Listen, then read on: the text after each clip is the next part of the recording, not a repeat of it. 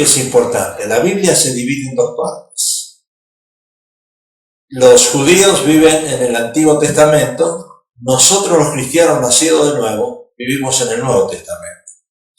Y si usted parte la Biblia en dos, ahí va a ver el estilo de vida de muchos cristianos hoy en día. Los que todavía viven bajo la ley de Moisés y los que vivimos bajo la gracia de Jesucristo. Y vamos a hablar hoy, voy a entrar en un texto un poquito largo para dar conexión al tema y podemos entender un poquitito mejor lo que sucedió ahí en Levítico. Levítico capítulo 10 y el versículo 1. Y antes de empezar a leer voy a pedir que oremos. Padre, te alabamos y te damos gracias por tu palabra.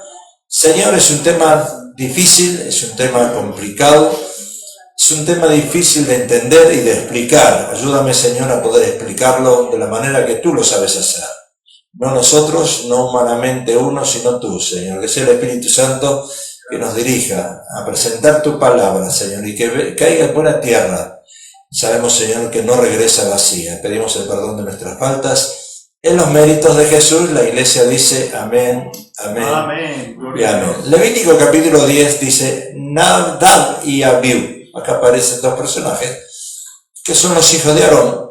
Tomaron cada uno su incensario y pusieron en ellos fuego, sobre el cual pusieron incienso y ofrecieron delante de Jehová fuego extraño. Acá viene una palabra, fuego extraño.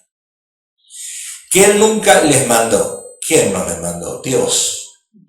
Tenemos que prestar, voy a tratar de hablar un poquito más despacio, pauseado, ¿verdad? No rápido, para que entendamos. Y salió fuego de delante de Jehová y los quemó, y murieron delante de Jehová. Entonces dijo Moisés a Aarón, esto es lo que habló Jehová diciendo, en lo que a mí se acercan me santificaré, y en presencia de todo el pueblo seré glorificado. Y Aarón cayó, y llamó Moisés a Misael y a Elzafán, hijos de Uziel, tío de Aarón, y les dijo, acercaos, sacad a vuestros hermanos de delante del santuario, fuera del campamento, y ellos se acercaron y los sacaron con sus túnicas fuera del campamento, como dijo Moisés. Versículo 6. Entonces Moisés dijo a Aarón y a Eleazar, a Itamar sus hijos, no descubráis vuestras cabezas ni rasguéis vuestros vestidos en señal de duelo, acá viene algo también importante, para que no muráis, ni se levante la ira sobre toda la congregación, pero vuestros hermanos, toda la casa de Israel, si lamentaren por el incendio que Jehová ha hecho. Ni saldréis de la puerta del tabernáculo de reunión, porque moriréis, por cuanto el aceite de la unción de Jehová está sobre vosotros. Y ellos hicieron conforme al dicho de Moisés. Y Jehová habló a Aarón diciendo, tú y tus hijos contigo, no beberéis vino ni sidra, otra parte importante bajo la ley, cuando entréis en el tabernáculo de reunión, para que no muráis, estatuto perpetuo será para vuestras generaciones. Quiero repetir esta parte porque esta parte, si uno no la lee bien, no la entiende, como después en el Nuevo Testamento lo explica. Y Jehová habló a Aarón diciendo, tú y tus hijos contigo, no beberéis vino ni sidra, ¿dónde? Cuando entréis en el tabernáculo de reunión, para que no muráis, estatuto perpetuo será para vuestras generaciones. Versículo 10. Para poder discernir entre lo santo y lo profano, y entre lo inmundo y lo impío, y lo limpio, y para enseñar a los hijos de Israel todos los estatutos que Jehová les ha dicho por medio de Moisés. Y Moisés dijo a Aarón y a Eleazar y a Itamar, sus hijos que habían quedado, tomad ofrenda, que queda de las ofrendas encendidas a Jehová, y comerla sin levadura junto al altar, porque es cosa muy santa. Otra vez algo importante, y comerla sin levadura junto al altar, porque es cosa muy santa. La comeréis pues en lugar santo, porque esto es para ti y para tus hijos de las ofrendas encendidas a Jehová, pues que así me ha sido mandado. Comeréis asimismo en lugar limpio tú y tus hijos y tus hijas contigo, el pecho mecido y la espaldilla elevada, porque por derecho son tuyos y de tus hijos, dados de los sacrificios de paz de los hijos de Israel. Versículo 15. Con las ofrendas de las grosuras que se han de quemar, traerán la espaldilla que se ha de elevar y el pecho que será mecido, con ofrenda mecida delante de Jehová, y será por derecho perpetuo tuyo y de tus hijos, como Jehová lo ha mandado. Y Moisés preguntó por el macho cabrío de la expiación, y se halló que había sido quemado, y se enojó contra Eleazar y Itamar, los hijos que habían quedado de Aarón, diciendo: ¿por qué no comiste la expiación en el lugar santo? Otra vez, pues es muy santa, y la dio a vosotros para llevar la iniquidad de la congregación, para que seáis reconciliados delante de Jehová.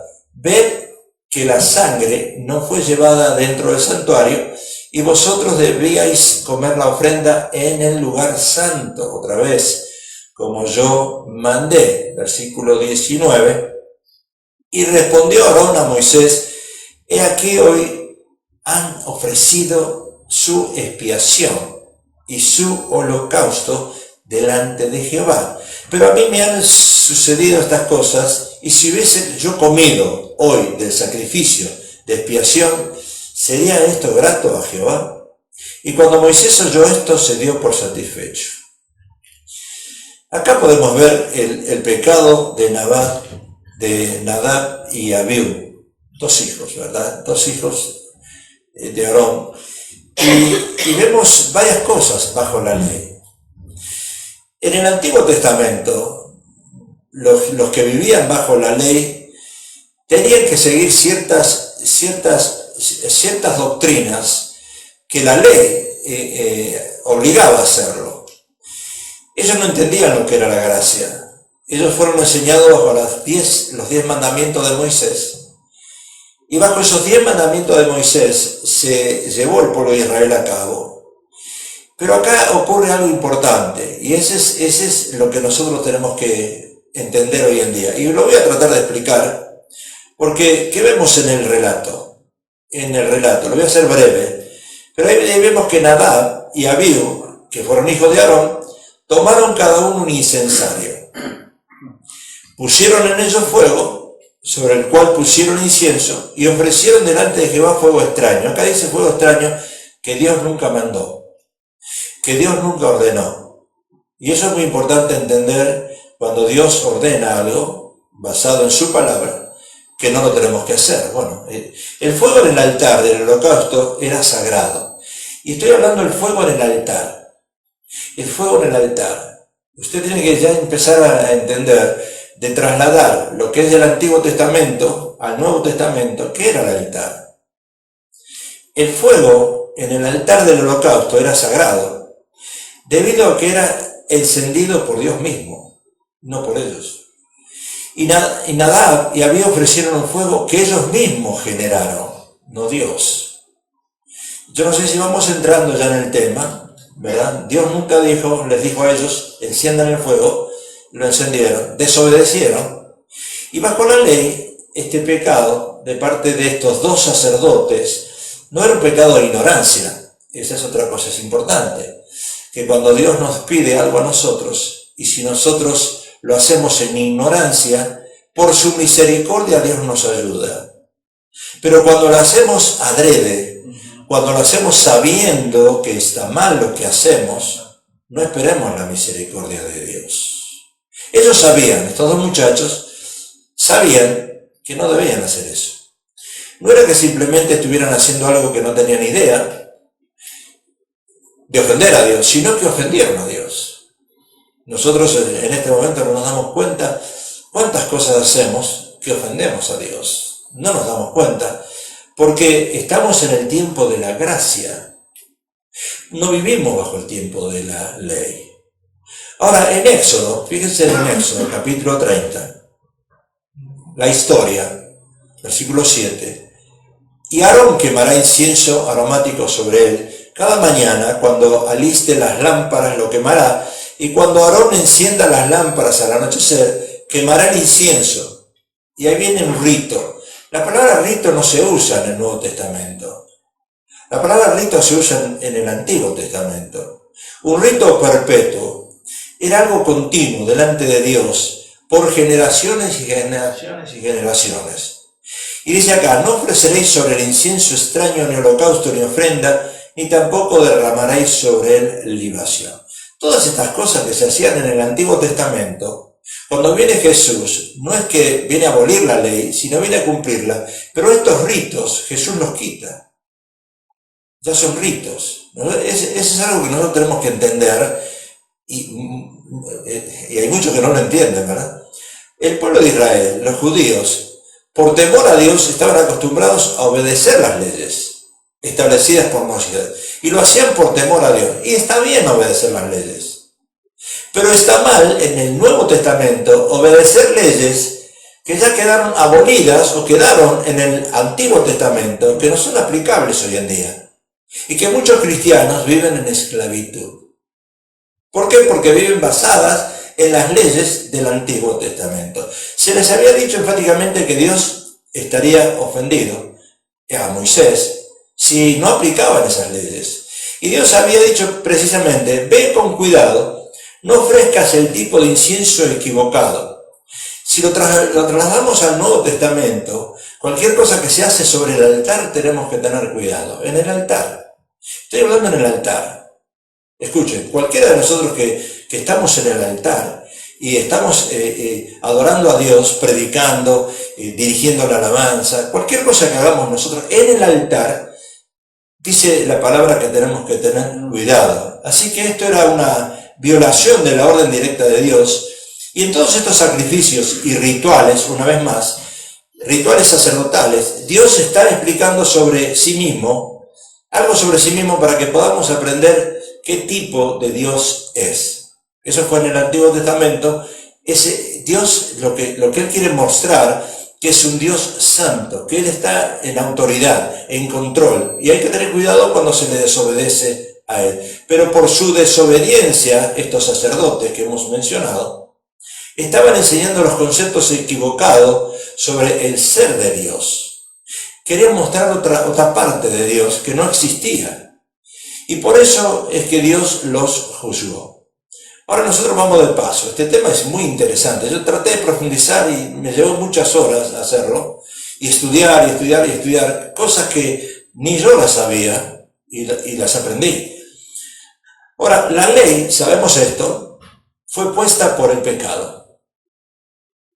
Si usted va en el freeway, siempre el ejemplo más sencillo que hacemos, si uno va en el freeway a más de 65 millas la hora, está yendo en contra de la ley, porque la ley te dice 65 millas. Cuando vas arriba de 65 millas la hora, ya estás provocando que un policía te pare y te haga un ticket, ¿verdad? Claro, la ley fue puesta por causa del pecado. Ahora, el pecado en el Antiguo Testamento y en el Nuevo Testamento es desobediencia a Dios y a sus estatutos, a su palabra. Hoy diríamos a su palabra. El apóstol Pablo lo aclara de esta manera. En Gálatas 3:19, él dice, entonces, ¿para qué sirve la ley? Fue añadida a causa de las transgresiones. Y ahora viene algo importante, esto lo tienen que grabar ustedes y ponérselo en el refrigerador. Fíjese, ¿para qué sirve la ley? Fue añadida a causa de las transgresiones. ¿Hasta qué? Hasta que viniese la simiente. ¿A quién fue hecha la promesa? ¿Quién es la simiente? Jesús. O sea que la ley está acá. ¿Hasta qué? Hasta que llegara Jesús. ¿A quién fue hecha la promesa? Y fue ordenada por medio de los ángeles en mano de un mediador. Ahora, ¿para qué sirve la ley? De acuerdo a Pablo, fue añadida a causa de las transgresiones. O sea que la ley fue dada para definir lo que es el pecado. Ahora, la gente que no es cristiana no entiende la definición de lo que es el pecado. Pecado es errar al blanco, como decimos siempre, jamartía. Errar, equivocarse. Bueno, yo me equivoqué en el freeway, apreté mucho el acelerador y llegué hasta 100. Y maté a alguien. Me equivoqué. Bueno, eso es jamartía, eso es errar. Eso es pecado. ¿Y qué dice? La paga del pecado es muerte. Cuando tú ocasionas un error en tu vida, vas a pagar las consecuencias. Eso es lo que dice la palabra. Cualquier error que nosotros cometemos, ya sea consciente o inconscientemente, vamos a pagar las consecuencias. Ayer estaba mirando en la televisión de un narcotraficante en México y ahora, después de 30 años, sacan a la luz que hay una persona que es inocente dentro de la cárcel después de tantos años, después de 30 años. Estuvo ahí purgando por un error que cometió, preso, y ahí se dieron cuenta que era inocente. Ahora están tratando de sacarlo de la cárcel. Pero acá dice algo importante, lo dije antes, hasta que viniese la simiente a quien fue hecha la promesa.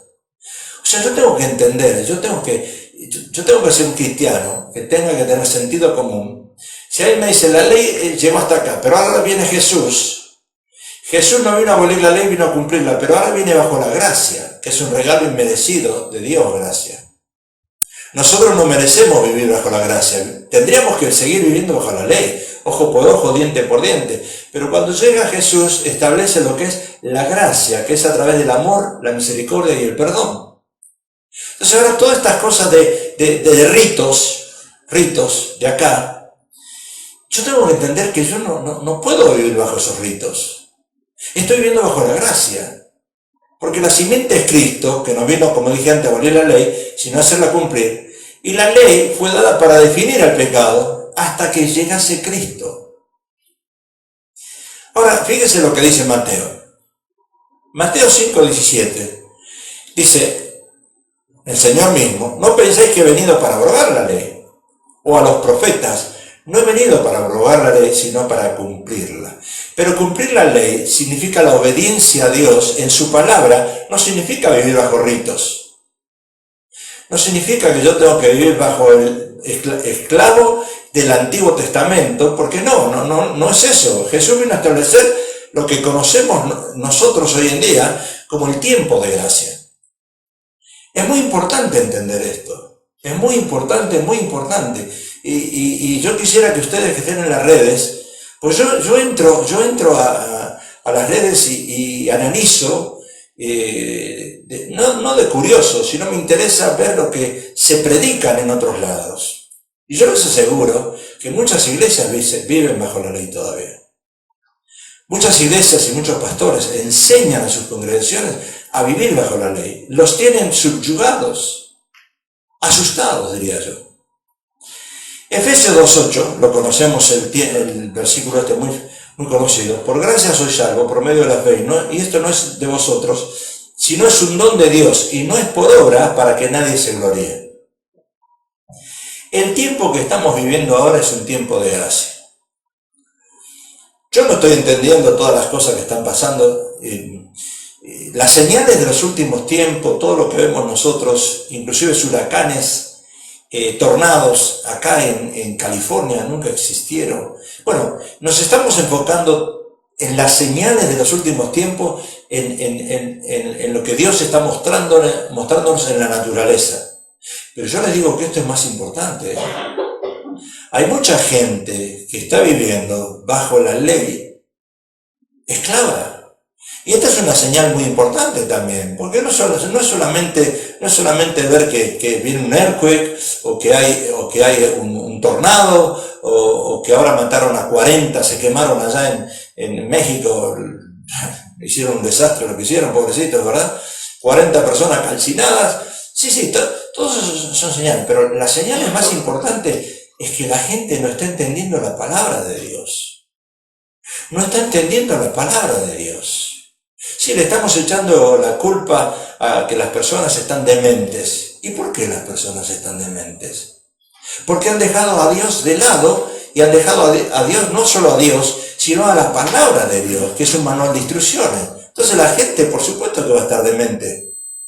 Dice la palabra de Dios que tenemos la mente de Cristo. ¿Qué mente usted tiene? ¿Qué mente ustedes tienen? ¿Qué mente el gobierno se está moviendo? ¿Qué mente la política se está moviendo? Con la mente de Satanás. Por eso vemos hoy que entra esa muchacha convertida o casi convertida en hombre y mata a 3 niños inocentes. y a 6 adultos inocentes. ¿Por qué? Porque su mente está llena de Satanás, del diablo. El diablo tiene controlada la mente de esa persona. La pregunta, ¿qué quiere decir gracia? Un regalo. Si nosotros seguimos viviendo bajo la ley, vivimos esclavizados. Si vivimos bajo la gracia, entendemos que Dios me da un regalo que es a través de la misericordia. Yo no podría estar acá parado. Yo tendría que estar muerto hoy en día. Y cada uno de nosotros también, porque merecemos la muerte, la condenación eterna. Sin embargo, a través de Jesús, cuando vino Jesús, ese regalo que Dios mandó, ahora viene el tiempo de gracias, el libre albedrío que Dios le da al hombre para arrepentirse de sus errores. Si tú fuiste otra vez por el freeway a 65 millas y a 80 y a 100 y te paró el policía, bueno, cometiste el error una vez, pagaste el precio del pecado, no lo cometas 2 veces. Porque eso es lo que está enseñando la palabra de Dios. Cometiste un error una vez, no lo cometas 2 veces. Ahora, ¿qué pasó entonces con Moisés y Aarón? En la historia que hemos leído. Entonces dijo Moisés a Aarón, esto es lo que habló Jehová, diciendo, en lo que a mí se acercan me santificaré y en presencia de todo el pueblo seré glorificado. Y Aarón cayó, claro, cayó porque sus hijos hicieron una barbaridad. Entonces Aarón se tuvo que callar. Aarón acababa de ver a 2 de sus hijos heridos delante de Dios. Estaban heridos. Y era natural para él cuestionarlo o aún en lamentarse, pero Dios no lo permitiría. O sea, Aarón quería justificar a sus hijos como cualquier padre. Ay, sí, mis hijos cometieron un error, pero lo hicieron no lo hicieron en ignorancia. Escuche, no podemos decir que un niño, si hoy los niños a los 2 años usted lo ve con iPad, lo ve con computadora, a los 3 años es inteligente los niños.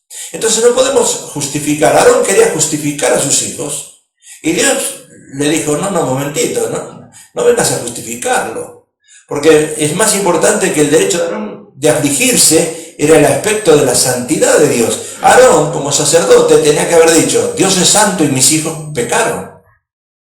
Y no justificar a sus hijos. Sin embargo, él trató de justificarlo. Y Dios le dice, en los que a mí se acercan, me santificaré.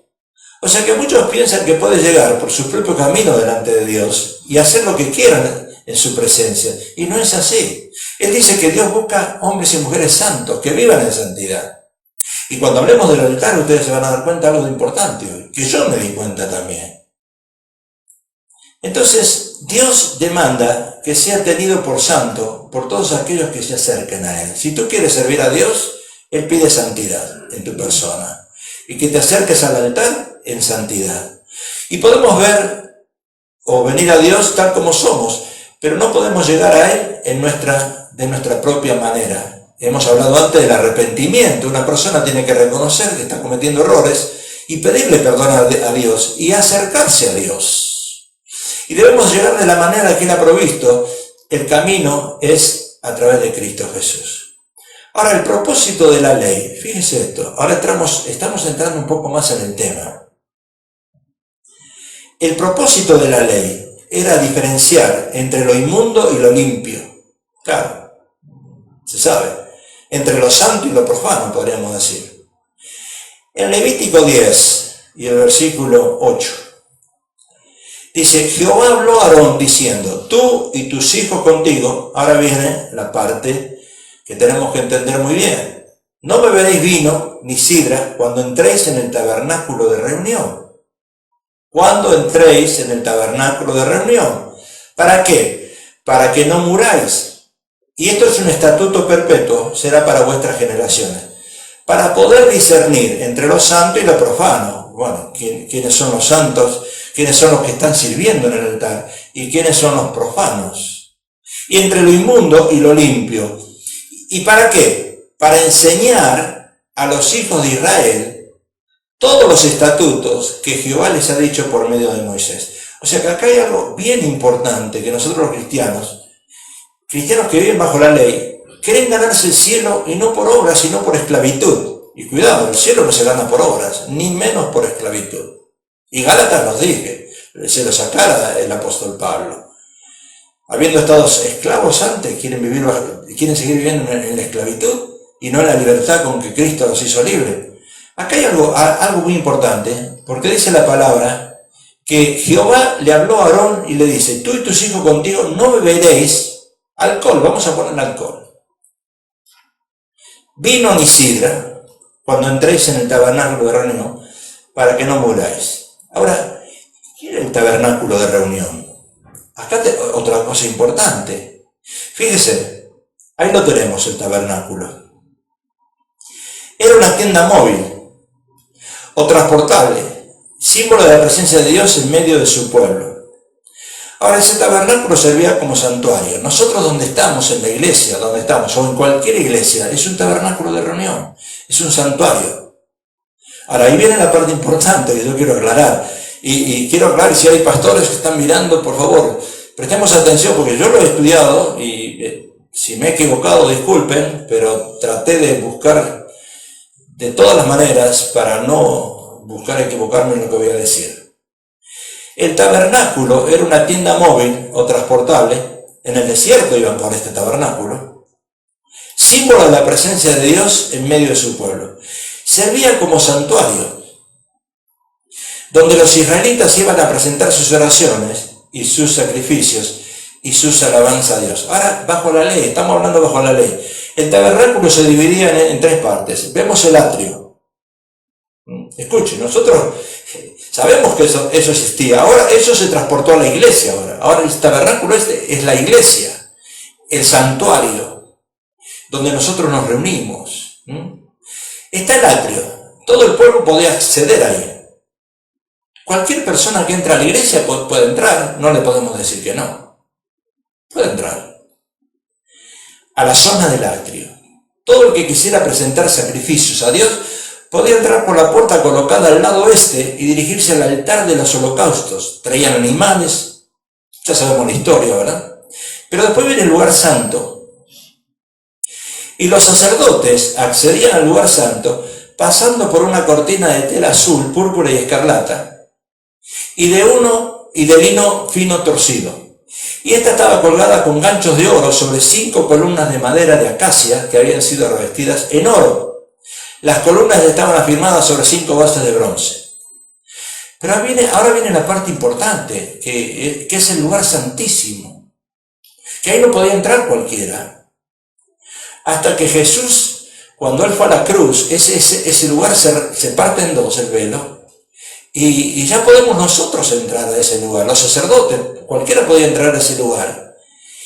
Era la última zona del tabernáculo, y a esa zona, que era la más sagrada, sigue siendo la más sagrada el altar. El altar de Dios, el altar donde nosotros, el que canta, el que ministra, el que predica, el que está ahí, los instrumentos que tocan, quién los toca, quién toca el keyboard, quién toca los drums, es un lugar sagrado. Sagrado. Eso sigue siendo un lugar sagrado para Dios. Y a esa zona, que era la más sagrada, solo tenía acceso el sumo sacerdote en el día de la expiación, y ahí hay versículos también que uno lo puede buscar. Pero ahora, bajo la gracia, ¿cuál es el tabernáculo bajo la gracia? Porque nosotros no estamos ahí. Nosotros llevamos animalitos a la iglesia para sacrificarlos por los pecados. Ya podemos entrar al lugar santísimo, a la misma presencia. Pero ¿quiénes son los que entran ahí? ¿Quiénes son los que pueden entrar? Los que pueden estar en ese lugar, ministrando en el altar de Dios. Acá vemos el templo, o la sinagoga, donde Jesús predicaba. Jesús predicaba en una sinagoga. Jesús predicaba en esa sinagoga. Bajo la ley, solo el sumo sacerdote, dijimos, podía entrar al lugar santísimo. Diríamos a la iglesia de hoy. Pero ¿qué ocurre bajo la gracia? Y esto es otra cosa importante. Fíjense, bajo la gracia. Jesús predicaba ahí, los judíos estaban en la sinagoga, en un templo. Pero ¿qué pasa bajo la gracia ahora? ¿Qué dice Hebreos? Hebreos 9:11. Pero estando yo presente, ya presente Cristo, sumo sacerdote de los bienes venideros, por el más amplio y más perfecto tabernáculo, no hecho de manos, es decir, no de esta creación, y no por sangre, ni machos cabríos, ni de becerros, sino por su propia sangre. Ahí está la clave. entró una vez para siempre, una vez, en el lugar santísimo, habiendo obtenido eterna redención. Porque si la sangre de los toros y de los machos cabríos y la ceniza de la becerra rociadas a los inmundos santifican para la purificación de la carne, eso era en el Antiguo Testamento, ¿cuánto más la sangre de Cristo?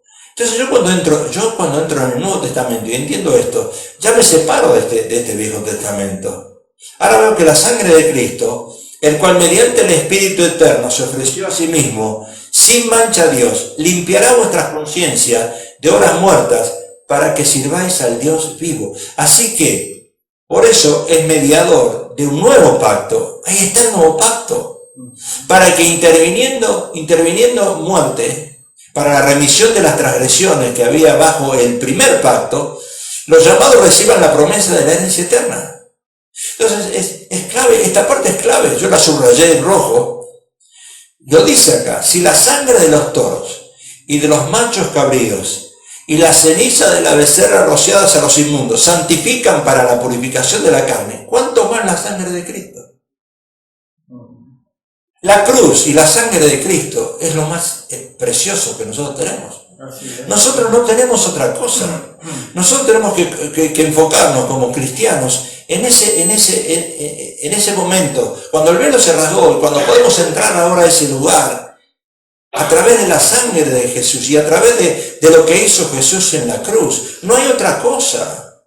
No es como yo veo todavía en la iglesia tradicional, cuando van a servirse de la hostia o a comulgarse, todavía el sacerdote le dice, mea culpa, la mía santísima culpa. Y eso es lo que el diablo quiere hacerte, sentirte culpable. Y como uno se siente en su conciencia culpable y no perdonado, quiere vivir bajo la ley, haciendo cosas que la ley ya no existe para nosotros. Porque una vez que nos acercamos al trono de la gracia, pidiendo perdón, arrepintiéndonos de nuestros pecados, ya entramos al lugar santísimo. Ya no estamos cargando animalitos todos los domingos. Ay, pastor, usted no sabe que mire lo que me pasó a mí, mire que... No. El domingo voy a traer un tema, no se lo pierdan. Porque es un tema de orar. Y algo que yo he descubierto. Y yo les digo, quiero ser humilde. Pero cuando uno descubre cosas en la Biblia estudiando, uno se queda anonadado. Y triste, porque a veces nosotros hacemos cosas que nos han enseñado, mal enseñadas, y las aplicamos en el día de hoy. El domingo no se pierda el tema, vamos a tener un tema muy importante el domingo. Entonces, para los queridos hermanos que viven bajo la ley todavía, Jesús te libró de la ley. Te libró de la ley a través de su preciosa sangre. Tú y yo podemos entrar con libertad a ese lugar santísimo. Ahora, nos dice que Jesús entró una vez para siempre en ese lugar santísimo por su propia sangre, obteniendo así la eterna redención. Ahora entramos por el mismo camino a través de su sangre preciosa, porque Él abrió un camino para nosotros. Entramos nosotros, no nos sintamos culpables si hemos confesado nuestros pecados, aunque vamos a seguir siendo pecadores, pero no nos sintamos culpables de ciertas cosas que han ocurrido en el pasado y que nos limita a nosotros a vivir bajo la gracia y recibir el perdón de Dios. Veamos entonces qué pasó acá. Las consecuencias del juicio de Dios sobre Nadab y Abiú. Porque hay consecuencias en la desobediencia de los sacerdotes especialmente, de los que servimos en el altar. Hay consecuencias. Levítico 10:8. Ahora viene una parte bien importante. Y Jehová habló a Aarón diciendo, tú y tus hijos contigo, no beberéis vino ni sidra. Otra vez más, cuando entréis en el tabernáculo de reunión, para que no muráis, estatuto perpetuo será para vuestras generaciones, para poder discernir entre lo santo y lo profano, entre lo inmundo y lo limpio, y para enseñar, siempre es enseñar. Escuche, cada cosa que hacemos nosotros, a veces nosotros nos limitamos a ciertas cosas, es para enseñar a otros y para no hacer caer al débil en la fe. Es muy importante eso, usted lo tiene que entender, lea la palabra y discierna cuando lee la palabra. para poder discernir entre lo santo y lo profano, y entre lo inmundo y lo limpio, para enseñar a los hijos, para enseñar al pueblo de Dios. Un pastor está para enseñar, no para gritar. Está para enseñar, si no enseña no sirve. Y acá dice, a los hijos de Dios, ¿a quién? Al pueblo de Dios, al pueblo de Dios. Todos los estatutos, o sea, la palabra, que Jehová ha dicho por medio de Moisés. Jehová habló, tú y tus hijos contigo, dice otra vez, no beberéis vino ni sidra cuando entréis al tabernáculo de reunión. Ahora, hay muchas iglesias apostólicas o legalistas manifiestan que los que suben al altar deben vivir una vida en santidad y obedecer leyes aplicadas bajo la ley. Y eso está bien. Eso está bien, porque hoy vemos altares y hoy vemos iglesias donde los altares sube cualquiera. Cualquiera sube un altar. El altar es sagrado. El altar no es para decirle, hermano, yo tengo un testimonio, hermano, yo tengo un canto y pum, hermano, yo tengo... No, el altar es sagrado. Sigue siendo sagrado el altar. O sea que en sus iglesias, fíjense que esto es muy importante, las mujeres que suben al altar, ya sea a cantar o a ministrar, usan velo y no usan pantalones. Ahora, qué extraño, ¿verdad? Porque todavía las mujeres viven sujetas a esa esclavitud y el legalismo que la ley le imponía. Entonces ahí tengo que entrar en otra parte importante, que a veces nosotros todavía vivimos bajo la ley y no bajo la gracia. Todavía las mujeres viven hoy sujetas a la esclavitud y al legalismo. Escuche, usted ya no está bajo la ley. ¿Entiende? Pablo aconseja cómo salir de ese yugo. Es un yugo de esclavitud. ¿Un yugo qué es? Un aparato que se pone al cuello para llevar cargas y es un símbolo de cautividad o esclavitud. Ahora, déjeme darle... ¿Cómo se lo puedo explicar esto? A ver cómo lo puedo explicar. Pastor, explícalo. Usted puede subir al altar y se pone velo.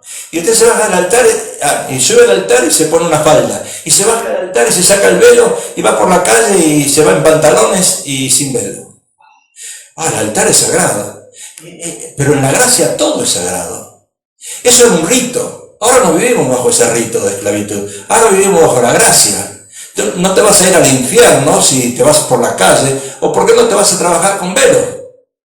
¿O por qué no te vas a trabajar en falda? Hasta el piso arrastrándolo.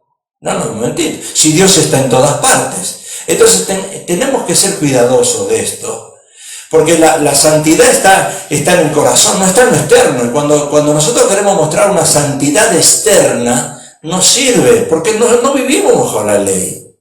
No estamos subyugados a una ley que a mí me dice, así tienes que hacer porque esa es tu vida. Tú eres santo, tú eres santa y tienes que vivir así, tienes que mostrar. No. Jeremías enseñó al pueblo de Judá y las naciones vecinas que estarían bajo el yugo de Babilonia.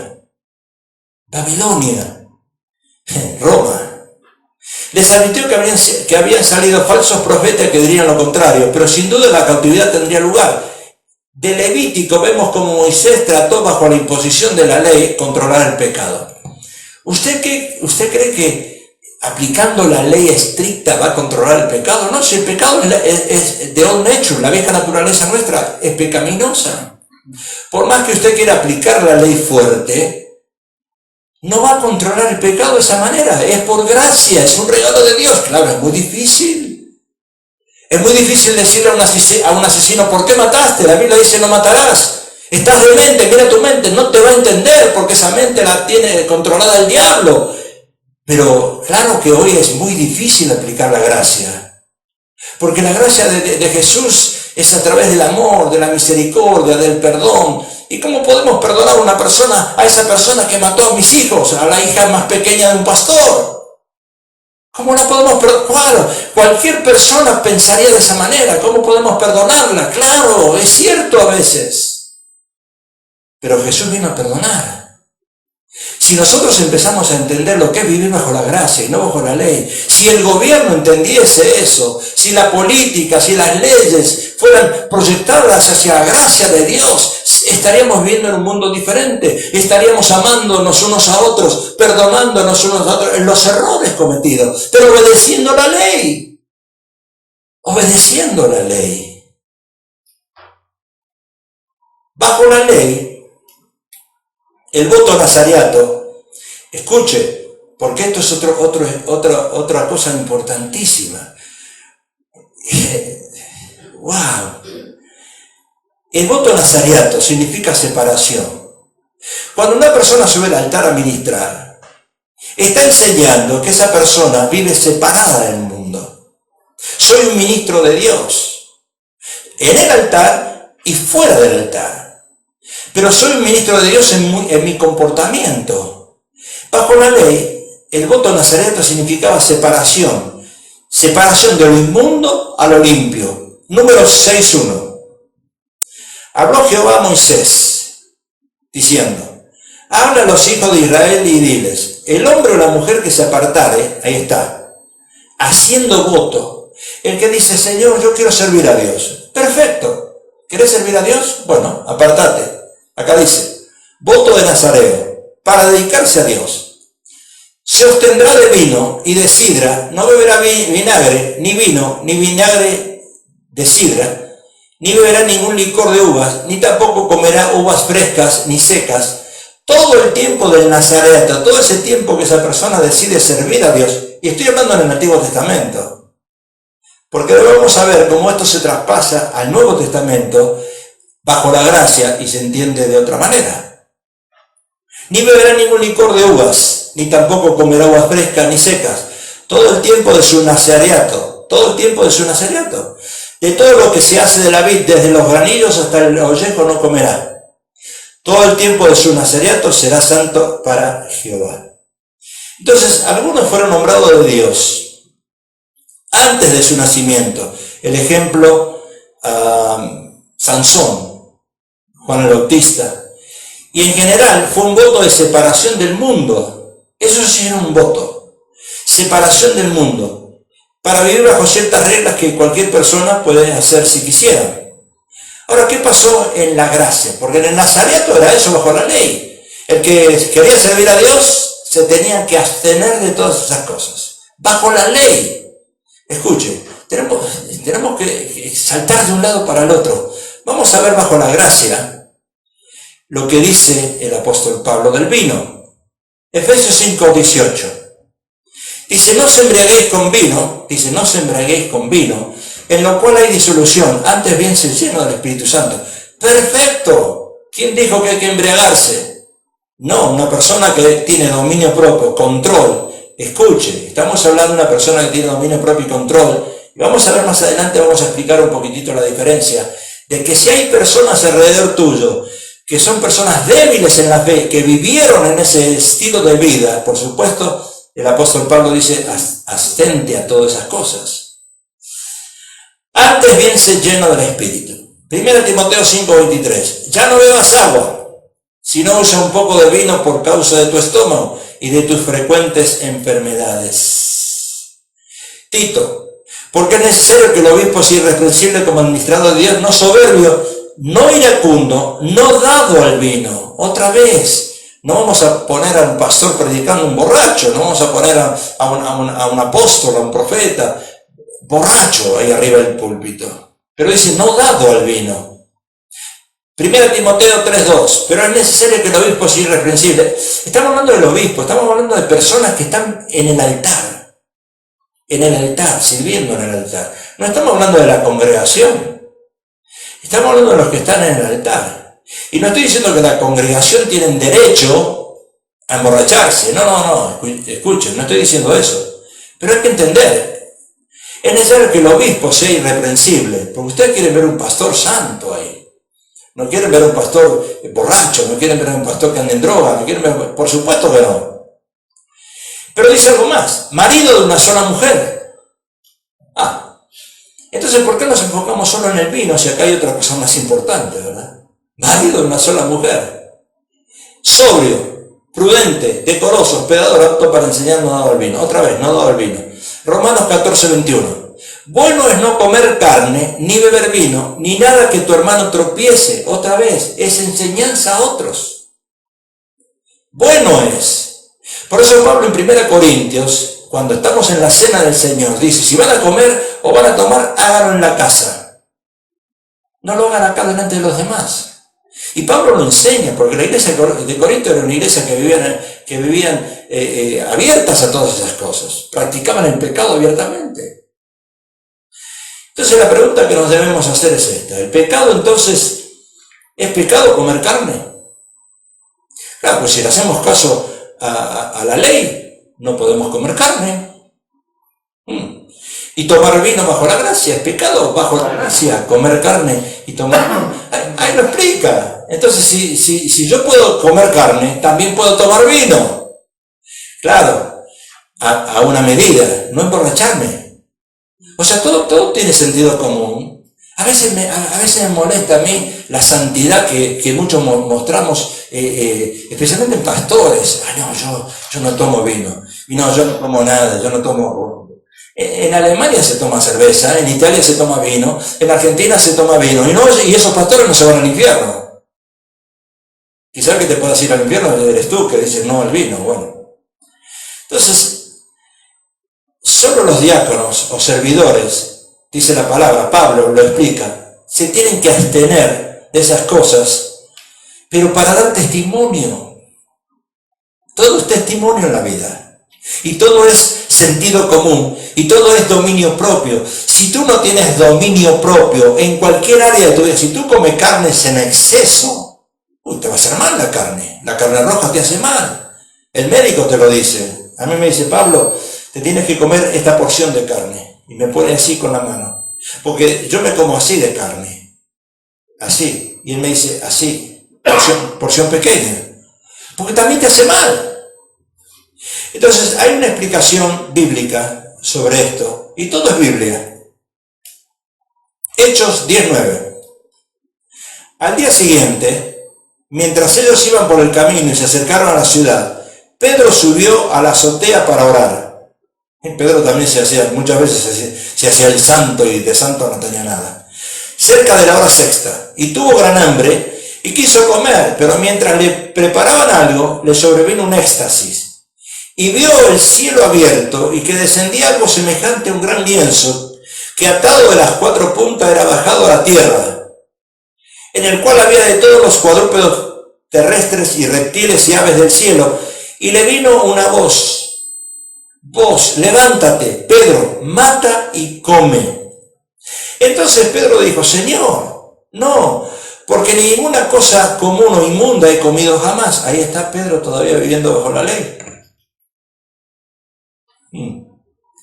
Volvió la voz a él la segunda vez, lo que Dios limpió, no lo llames tú común. Escuche, yo le voy a decir algo.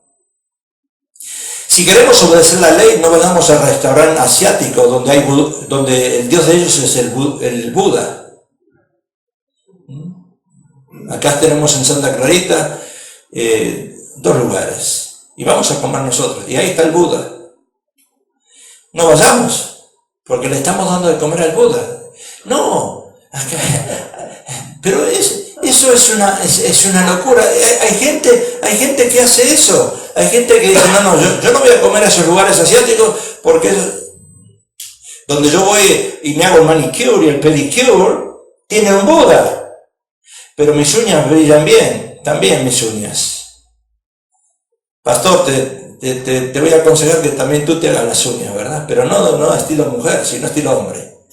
Porque hay pastores que tienen unas uñas que dan miedo. Las uñas y los dientes son muy importantes para un pastor. Dientes y uñas son muy importantes. Bueno, eso va de regalo. Entonces, acá dice algo importante. ¿Qué voy a hacer yo? ¿No voy a ir a ese restaurante porque hay un Buda? Ustedes saben que cualquier restaurante budista, todas las mañanas, antes de entrar, ellos le llevan comida al Buda.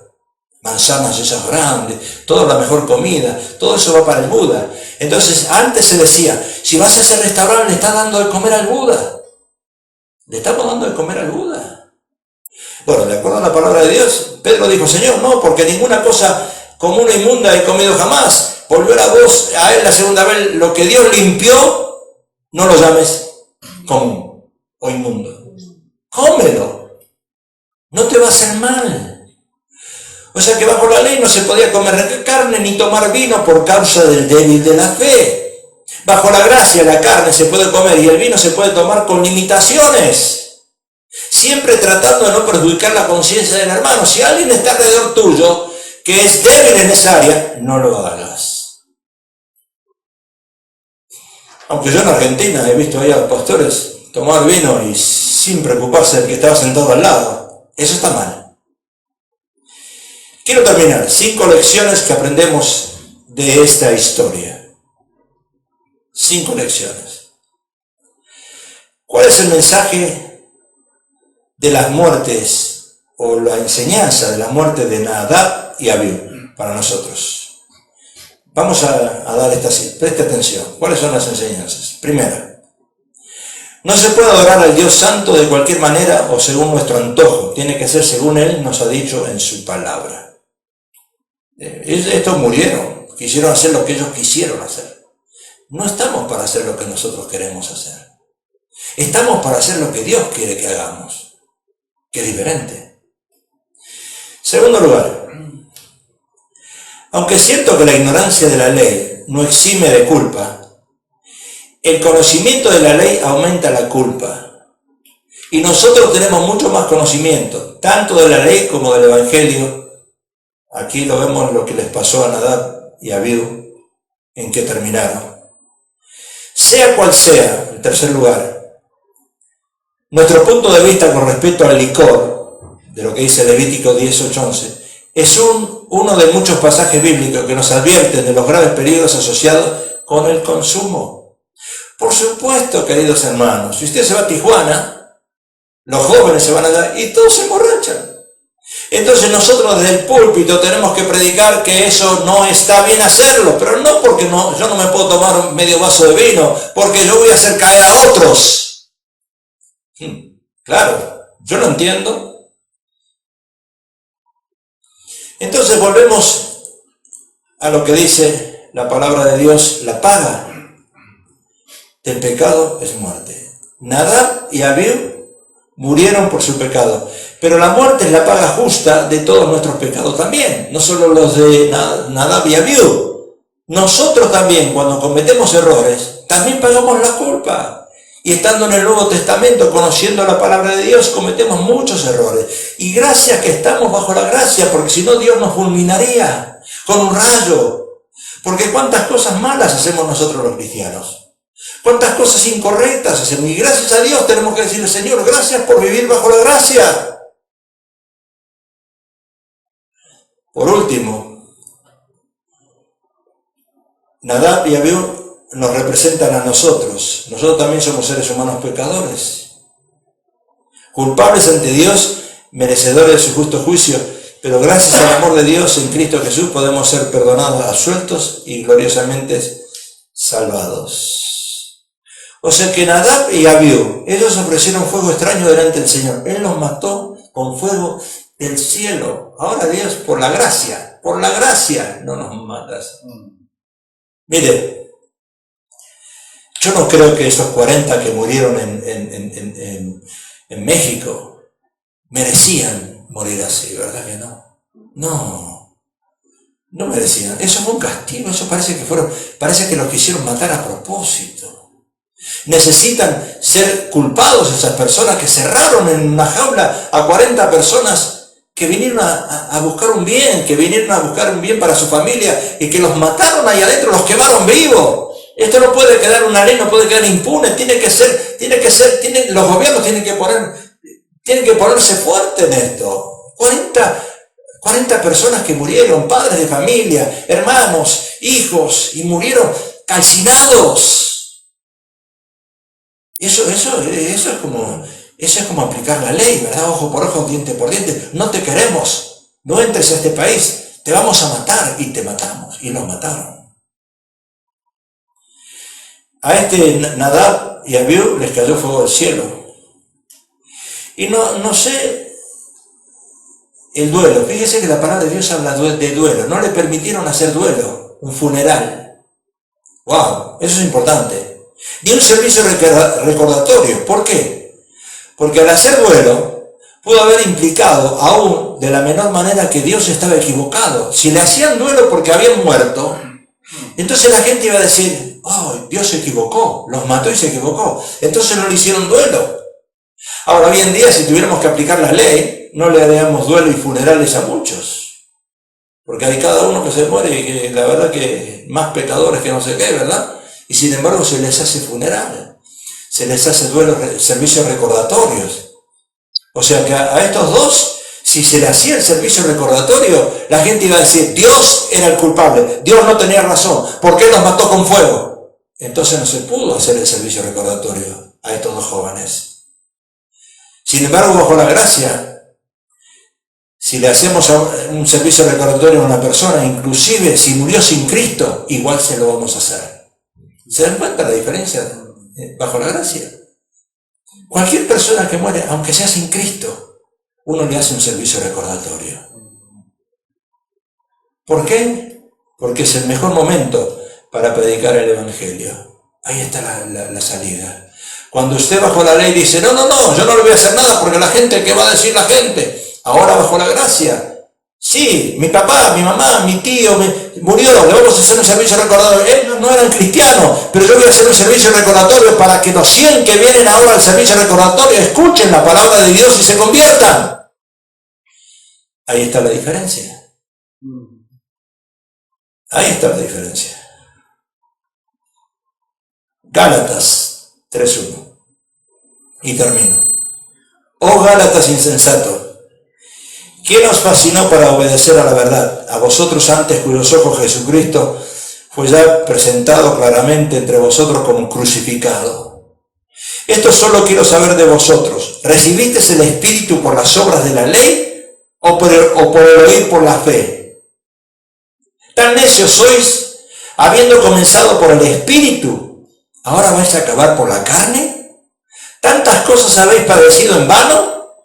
Si es que realmente fue en vano, aquel, pues, que os suministra el Espíritu y hace maravillas entre vosotros, ¿lo hace por las obras de la ley o por el oír con fe? Qué tremendo, ¿verdad? Seamos libres, hermanos, por favor. Dejemos de vivir bajo la esclavitud. Entendamos lo que significa vivir bajo la gracia. Claro, y usted me dirá, pastor, entonces bajo la gracia yo puedo hacer lo que quiero. ¡No!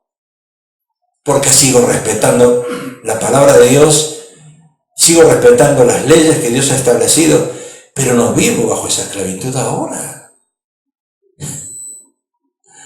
El Señor fue a la cruz por un propósito, fue a dar su vida. Su sangre preciosa nos limpia. Ya no necesito yo llevar un animalito y cortarle la cabeza, no. Y aparte, acuérdense que Jesús conoce tu corazón. Si vas a subir al lugar santo, pastores, tengamos cuidado. Yo he cometido muchos errores, y los seguiré cometiendo. Porque cuando uno vive bajo la gracia, sigue cometiendo errores, por supuesto, porque tenemos que filtrar. Filtrar significa, tú quieres servir a Dios, te vas a dedicar a servir a Dios, tienes que dar buen testimonio. Tienes que dar buen testimonio. Si vas a ir al altar, tienes que dar buen testimonio. Marido de una sola mujer, tienes que ser sobrio, no dar mucho vino, hospedador, tienes que dar testimonio. Si no, quédate abajo del altar. Quédate acá, no subas, quédate aquí. Hasta que Dios te diga, ahora es el tiempo. Si me ayudas con un canto, hermano, y voy a decirle al hermano Danilo que venga a terminar. Póngase de pie, vamos a orar. Padre, te alabamos y te damos gracias, Señor.